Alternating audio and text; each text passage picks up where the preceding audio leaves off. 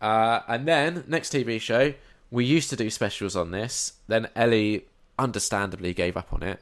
Yep.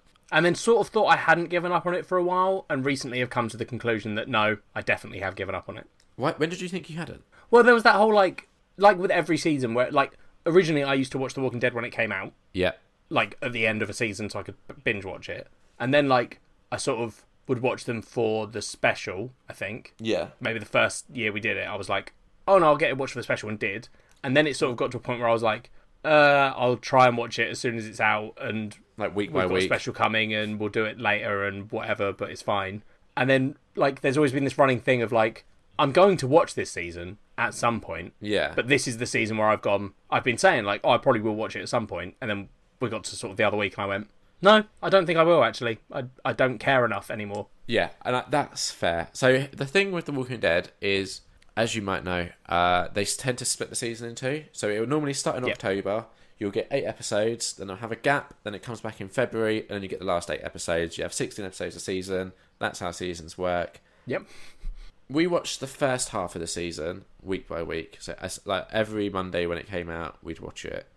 It was not great. Liam looks sad, listeners. Yeah. Just to let you know. Hopefully I sound sad too, because it was not great. They've done like time jumps, and then so I think they started the season with a time jump of like a year. Then they had like 4 episodes or something, or 5 episodes. Then so something happens with the main character, and the way that that's handled is just so bad. Like, it is awful. And then we have like another time jump of like 5 years. Yeah. Which is like the most significant time jump we've had. And it's just... How do they deal with characters getting older? Because a 5-year time jump... Oh, they give them new haircuts. Okay.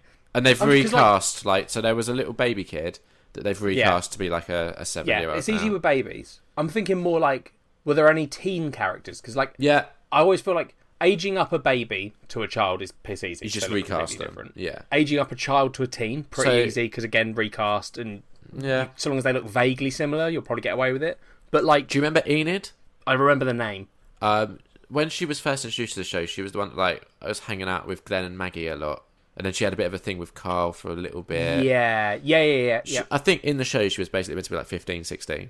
Yes, that is the age I'm talking about. Exactly. And then they do the 5-year time jump, and that was one of the issues, because she still looks like she's like 16, 17, but she's now meant to be playing in like early 20s, and she's in a relationship and stuff, and it's like, it's just dumb. It's so dumb. There was this big thing, like, after a time jump, a couple of characters you see had these like scars. And you're like, oh, I wonder what that story is. And then you find out what the story is in like a flashback episode, basically. And you're like, oh, that was not worth. It's like, what? I slipped in the shower. It was just ridiculous. It was just... The thing is, I know that I'm kind of unfair to this because I'm coming as a fan of the comics. Although even the comics have started massively slipping in the last year. Yeah. But there was a storyline I was really excited to see them do. And they've had to then also like fold in this like 5-year time jump into the storyline, where now... The storyline just makes a whole lot less sense, it being 5 years into this world. And the problem is, for me, peak Walking Dead, when it was at its greatest, was, I think it was the season 6 finale and the season 7 opener. I'm assuming that's the big one. The one that everyone would probably say that's the most incredible and upsetting Walking Dead moment. Because, so it is that episode, but not everyone said that. That episode got a whole load of backlash for people saying it was too violent, The Walking Dead had gone too far. Yeah. I do remember that. Yeah. So they have very obviously taken a step, like a huge step back from that sort of thing to try and appease as many people as possible. And it doesn't work, especially for me, where I'm like, this is when Walking Dead is at its best. Yeah. And like, a lot of people hated the cliffhanger of that season finale, and I thought it was genius. And there was another moment in the season where you could have ended it like that with a cliffhanger. That again, I would have been like, oh, that's genius.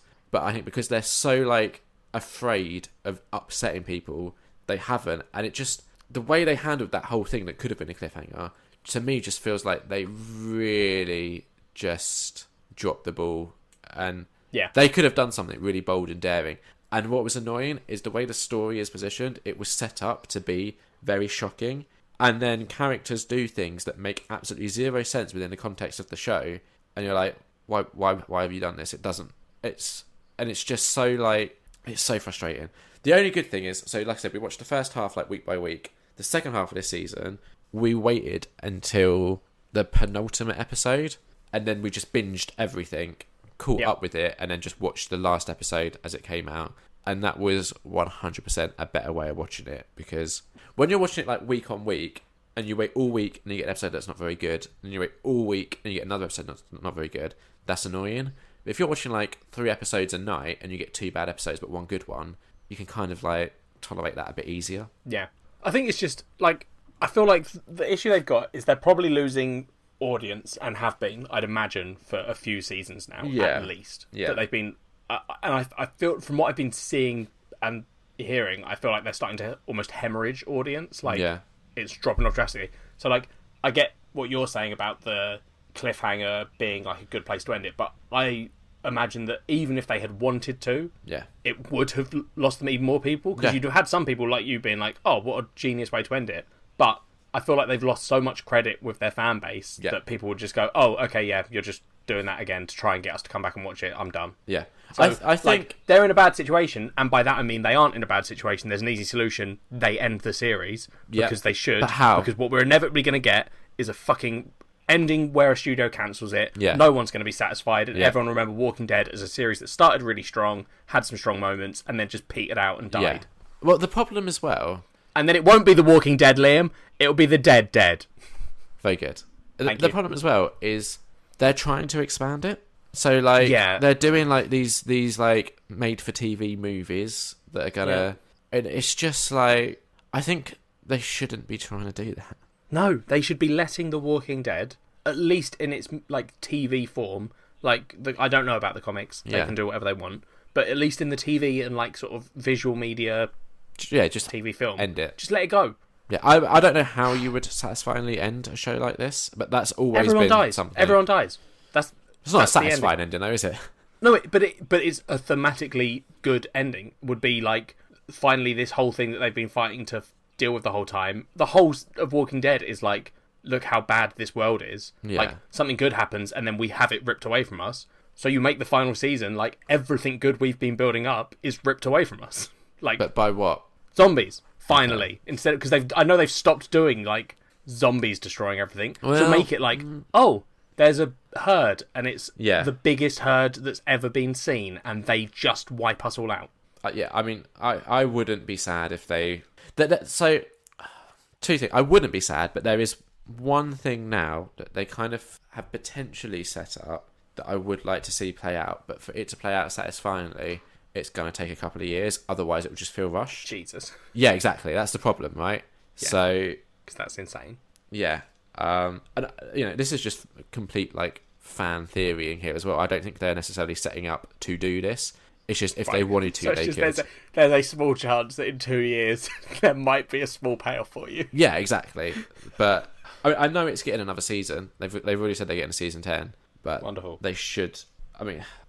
If they're not going to have the conviction to be bold with their storytelling anymore, don't bother. Because all you're doing now is just...